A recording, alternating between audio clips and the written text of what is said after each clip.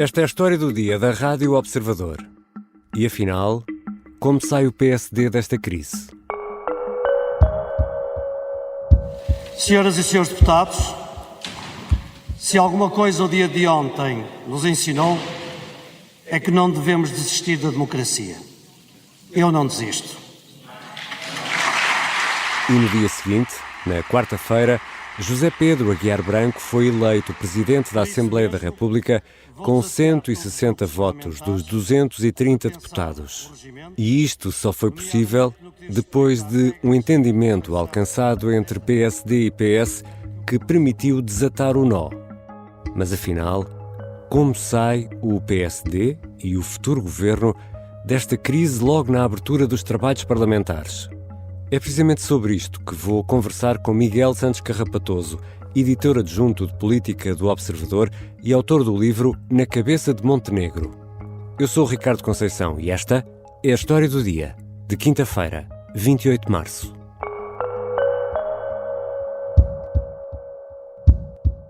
Bem-vindo, Miguel. Olá, Ricardo. Foram 2 dias intensos, assim, já para começo de conversa, para abrir os trabalhos. Diria até que quase inesperadamente intensos, mas é o novo normal. E antes de avançarmos, que solução é que foi esta, que foi alcançada e que permitiu desatar o nó? No fundo, Luís Montenegro percebeu que estava perante um impasse. Então, logo na noite de terça-feira, os dois líderes partidários decidiram encontrar-se na manhã de quarta. E foi isso que aconteceu. Mas a proposta até veio do Partido Socialista. E a proposta é basicamente a seguinte: tal como acontece, por exemplo, no Parlamento Europeu, os dois partidos vão ter a presidência rotativa da Assembleia da República. No caso, o Partido Social Democrata indicou para os primeiros 2 anos, sensivelmente, o nome de Aguiar Branco e depois, daqui a 2 anos, se a legislatura durar até lá, naturalmente, o Partido Socialista indicará o seu Presidente da Assembleia da República. Foi esta, no fundo, a solução a que foi possível chegar. E perante esta solução, o Chega acaba por não ser tido nem achado nesta solução de presidente para a presidência do Parlamento, onde estás nesta altura, estás ainda na Assembleia da República e é daí que estamos a gravar essa conversa. Perante esta situação, o que é que diz o Chega, Miguel? Previsivelmente, André Ventura aproveitou este acordo para denunciar a existência de um alegado bloco central de interesses em que os dois partidos se entendem para distribuir, e cito, tachos. Obviamente não é nada disso que está em causa, era importante ultrapassar o bloqueio institucional que existia, mas, tal como vinha anunciando André Ventura, e foi sempre essa a estratégia dele desde o momento em que decidiu bloquear o nome de Aguiar Branco, a estratégia de André Ventura era precisamente juntar PS e PSD no mesmo barco para que seja o Chega a ficar com o papel de líder da oposição. Portanto, é um primeiro sinal do que aí vem, dado por André Ventura, mas também há outros sinais que podemos desde já registar, que é o sinal dado pelo Partido Socialista, que não será bengala de Luís Montenegro e não venderá barato qualquer tipo de apoio que possa ser necessário. O Chega fará o seu papel de liderar a oposição. Mas a porta está aberta? Não, as portas estão. Nós tivemos as portas abertas até ao momento em que o PSD escolheu a sua companhia. Hoje, mas se seguirmos essa linha de argumentação do Chega, o que podemos ter daqui para a frente é um bloco central, Miguel? Não me parece. O que aconteceu foi um entendimento que se exige e que é necessário, atendendo até ao quadro parlamentar, entre dois partidos, os dois partidos mais votados, para que haja um regular funcionamento das instituições. Para um cargo institucional, não é? Exatamente. Isso é uma coisa totalmente diferente do que negociar, por exemplo, um orçamento do Estado ou aprovar um programa de governo. É importante fazer esta pedagogia. Uma coisa é escolher determinadas figuras para determinados cargos, que são cargos essenciais ao funcionamento da Assembleia da República. Outra coisa é ter um acordo de governo. São dimensões totalmente distintas e, portanto, é importante fazer essa distinção. André Ventura, obviamente, por motivos políticos, faz parte, é a estratégia do líder do Chega, os outros terão as suas próprias estratégias, mas André Ventura aproveitou este caos que se criou para colar PS a PSD e vice-versa, naturalmente. E já regressamos à conversa com Miguel Santos Carrapatoso, editor adjunto de política do Observador. Afinal, como sai o PSD de tudo isto?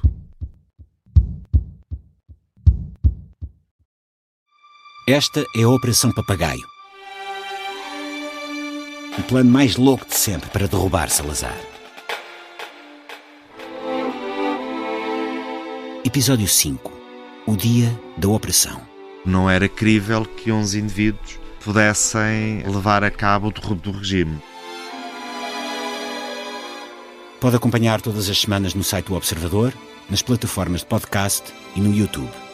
Um novo episódio a cada terça-feira. Os Podcast Plus do Observador têm o apoio da Onda Automóveis. Estamos de regresso à conversa com Miguel Santos Carrapatoso, editor adjunto de política do Observador. Miguel, já explicámos, estás ainda no Parlamento e pergunto-te se aí, no Parlamento, o PS acaba por marcar pontos com esta saída que encontrou para a crise, ou que sugeriu para a crise. Creio que ainda é cedo dizer com alguma certeza quem ganhou e quem perdeu pontos neste episódio. Acho que devemos todos coletivamente concluir que foi um triste espetáculo para a nossa democracia, mas passando à frente disso, se o Partido Socialista ganhou pontos ou não. É verdade que foi Pedro Nuno Santos que apareceu com uma solução que permitiu desbloquear o impasse. E isso é um facto.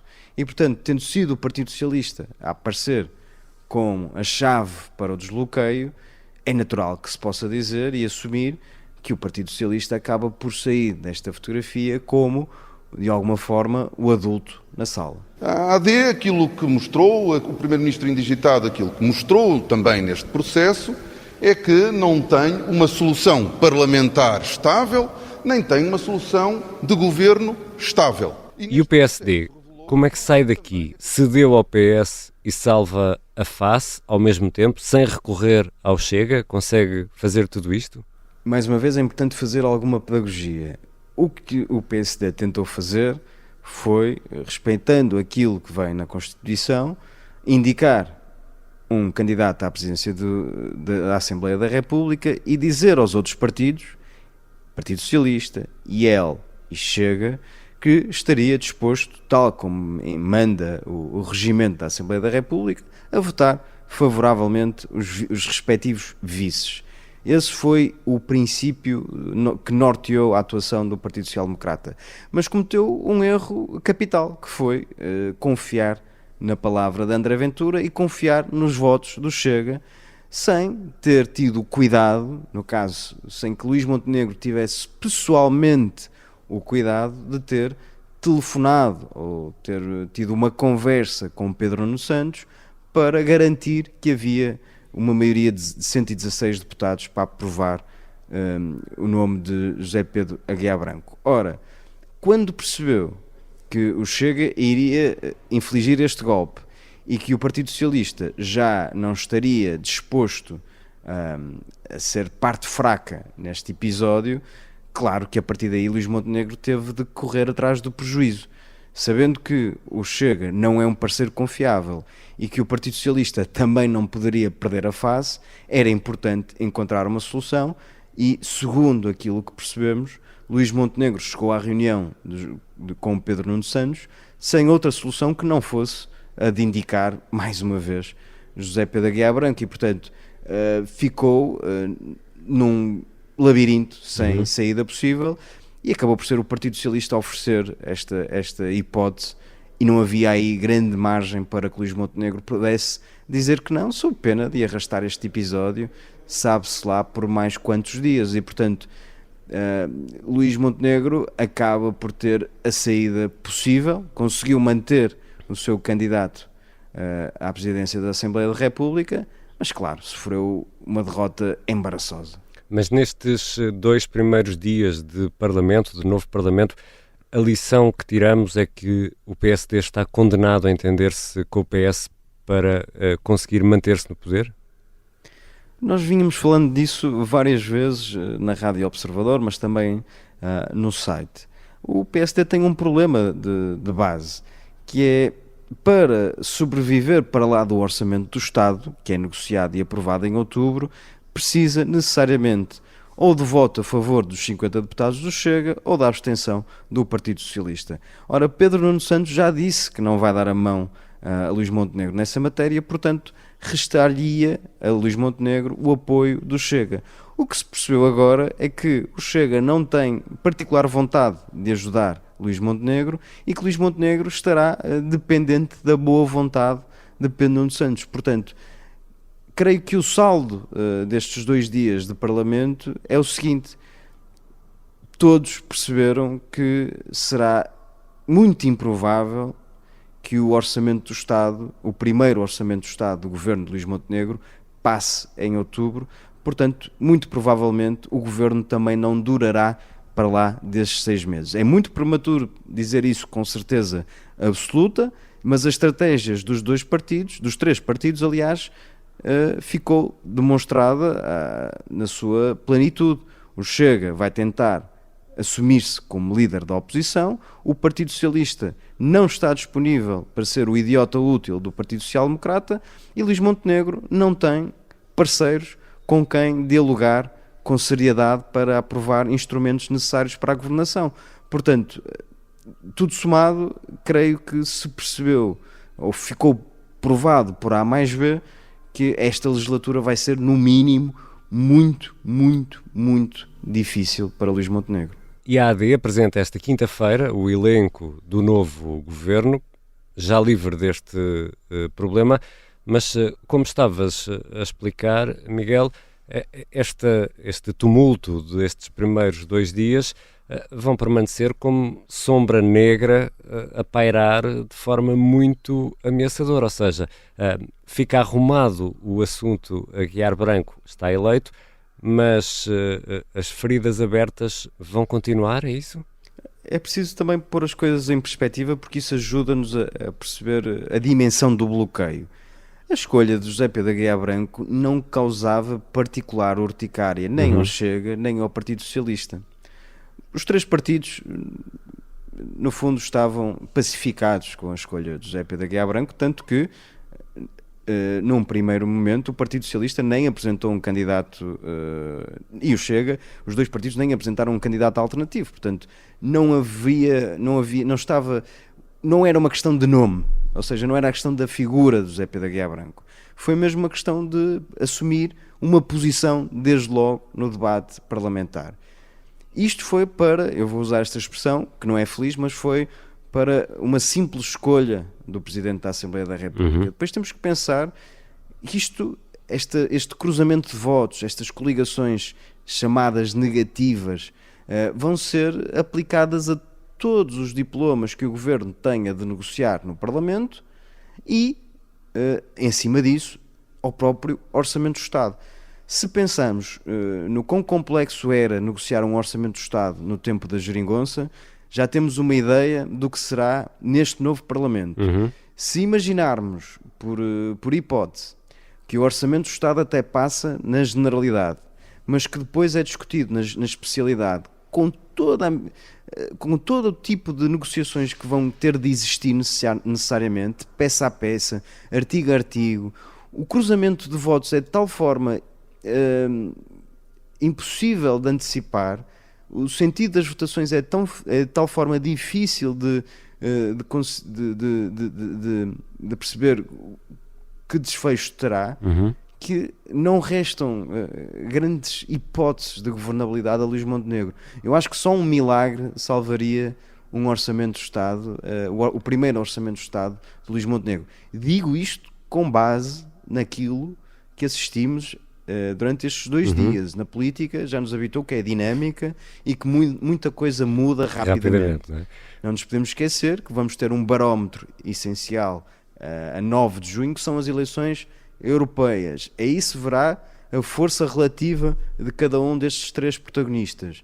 E, portanto, isso também vai condicionar muito a posição de força que os três partidos, os três líderes, vão assumir na discussão do Orçamento do Estado para 2025. Agora, uma coisa é certa, atendendo às declarações públicas de Pedro Nuno Santos, que se disse indisponível para negociar esse orçamento com Luís Montenegro, e atendendo às declarações mais antigas e mais recentes de André Ventura, sobretudo estas últimas, não me parece que haja vontade particular de Chega e do Partido Socialista negociarem ou de facilitarem sequer a vida a Luís Montenegro. E podemos prever, Miguel, que qualquer solução encontrada aqui no Parlamento nos próximos tempos, se for com o PS, vamos ter o Chega aos gritos a dizer lá estão eles, os dois, combinados, como sempre. Se por acaso for o Chega, lá vai estar o PS a dizer, e a esquerda, atenção, lá está a AD a negociar com o Chega, e afinal o não a não, afinal é um nim. Vamos assistir a este tipo de troca de argumentos.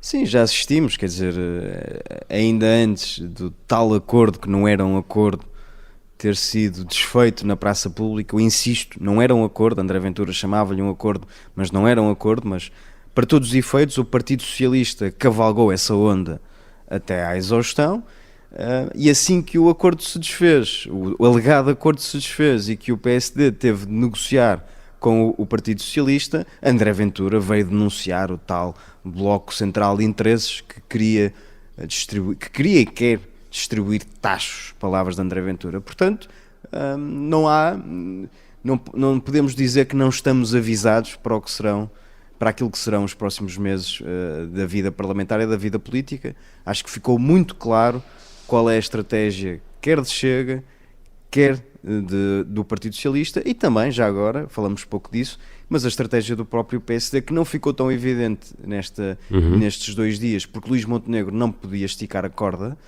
mas a estratégia do Partido Social Democrata será, seguramente, vitimizar-se, dramatizar e falar nas tais forças do bloqueio que impedem a governação, que está preocupada com os problemas das vidas das pessoas e os problemas concretos do país. Será esse o discurso do PSD, mas em 6 meses será muito difícil que essa percepção se instale junto dos eleitores e, portanto, se estamos sempre a falar no condicional, mas se formos a votos a curto prazo, não antevejo que possa haver uma clarificação que resolva de uma vez este bloqueio institucional. E tudo somado, e perante esse cenário que antevês, ou essa possibilidade que antevês, pelo menos neste caso do Presidente da Assembleia da República, Montenegro conseguiu ultrapassar um obstáculo, ou assistimos aqui ao contornar do obstáculo? Ou seja, não passou por cima, passou ao lado. Creio que Luís Montenegro evitou um embaraço maior, que era não conseguir eleger José Pedro Aguiar Branco. Portanto, de todos os cenários menos positivos, Luís Montenegro evitou o pior deles todos. E nesse aspecto podemos dizer que sobreviveu a este primeiro embate, mas sobreviveu muito machucado, muito amarrotado, tendo em conta que este desafio nem sequer era particularmente o mais difícil. É de antecipar que os próximos meses serão muito complexos e muito duros para a vida do PSD e para a vida do Primeiro-Ministro indigitado. Obrigado, Miguel. Obrigado, Ricardo. Miguel Santos Carrapatoso é editor adjunto de política do Observador e autor do livro Na Cabeça de Montenegro. Esta foi a história do dia. A sonoplastia é do Artur Costa, a música do genérico do João Ribeiro. Eu sou o Ricardo Conceição. Até segunda e boa Páscoa.